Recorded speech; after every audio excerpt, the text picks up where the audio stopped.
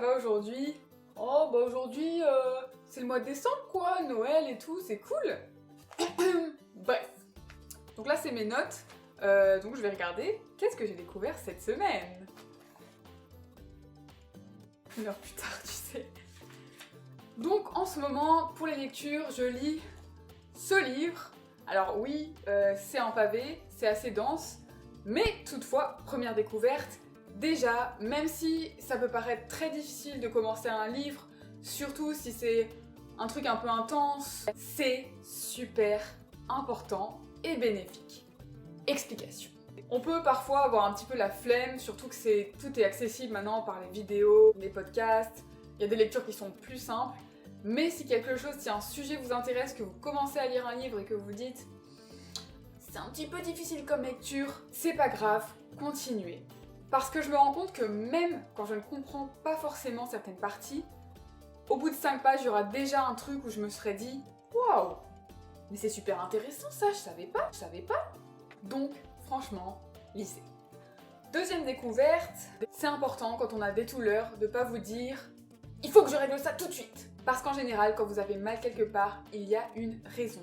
C'est votre corps qui essaye un petit peu de s'adapter parce que votre corps est tout le temps en mouvement, autre découverte. Donc que ce soit les os, les tissus, les organes.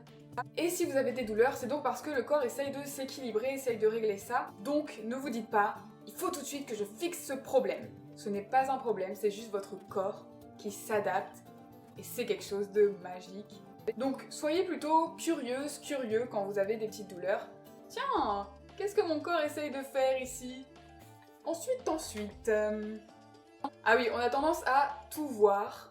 Donc ça c'est la troisième découverte. Comme des sortes de formes, comme des sortes d'objets. Donc même notre corps, on le voit comme une sorte d'objet. Sauf que ça fonctionne pas trop comme ça en fait. Comme on l'a vu juste avant, le corps est tout le temps en mouvement. C'est tout le temps une sorte d'adaptation. Donc plutôt que de penser forme ou quelque chose de statique, pensez quelque chose qui évolue, quelque chose qui est en formation. Utile! Ensuite, ce livre traite de différentes parties du corps, à commencer par la peau. Quatrième découverte, la peau n'est pas de la même épaisseur partout. Alors ça peut paraître évident, mais je m'en étais pas vraiment rendu compte. Par exemple, la peau au niveau des paupières est beaucoup plus fine que la peau au niveau des pieds ou des mains. Bah ouais, en fait. Cinquième découverte, là on est sur la partie des tissus qui connectent les muscles, qui connectent les os, les organes. Et donc, quand on bouge, tout ça va être beaucoup plus fluide, et quand on est statique, bah ça va être statique tout simplement. D'où l'importance de bouger un petit peu tous les jours.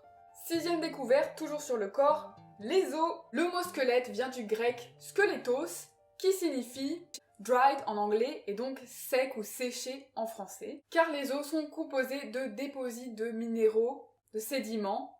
Mais ça c'est seulement 75% car 25% des os sont composés de tissus qui viennent connecter tout ça, qui sont beaucoup plus fluides, plus soft. Donc les os, c'est pas tout dur non plus. Et ça s'adapte, votre structure change constamment. Septième découverte sur le corps et la dernière, c'est les muscles. Ce sont les muscles qui permettent de soutenir votre squelette et pas inversement. Wow! Eh oui! Ok, pause lecture, autre découverte. En écoutant encore une fois le podcast de Life Coach School Podcast de Brooke Castillo et en essayant de l'appliquer à ma vie de tous les jours, je me suis rendu compte que on peut vraiment créer ses pensées pour créer les émotions qui nous permettent de faire les actions pour vraiment obtenir les résultats que nous souhaitons. Concrètement, si je me réveille, ça va pas trop, j'ai des pensées un petit peu parasites, j'en prends conscience et j'essaye d'avoir des pensées qui sont plus bénéfiques. Donc par exemple, pour ma journée, ça va être quand j'ai des choses un peu plus administratives à faire, pourquoi je fais ça? Parce que ça me passionne, le corps humain, l'enseignement du yoga, c'est quelque chose que je trouve extraordinaire, le corps humain. Et c'est pour ça que je veux continuer à en apprendre plus tous les jours. Et ça change mon énergie. Ensuite, j'ai commencé à regarder le documentaire Netflix sur Anthony Robbins, qui est un coach de vie très connu. Donc ça, c'est la 9e découverte, je crois. Incertitude. Et c'est juste que je me rends compte, au début, j'étais un peu dubitatif parce que Anthony Robbins, c'est un Américain, il organise des événements énormes.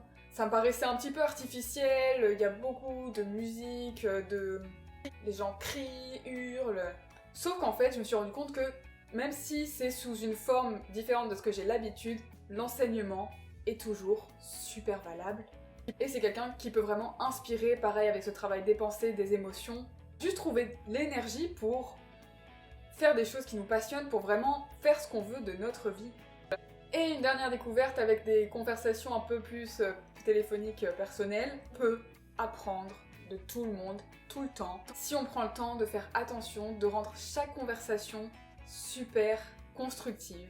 Et surtout lorsque vous sentez un peu de résistance, quand quelqu'un vous dit quelque chose, que vous êtes un peu là, demandez-vous, qu'est-ce que je peux apprendre ici ? Voilà, j'espère que ce format de vidéo vous a plu. N'hésitez pas à faire de commentaires, à vous abonner. J'adore les retours. Et on continue normalement la semaine prochaine. Bonne journée, bonne fin de confinement et bon mois de décembre.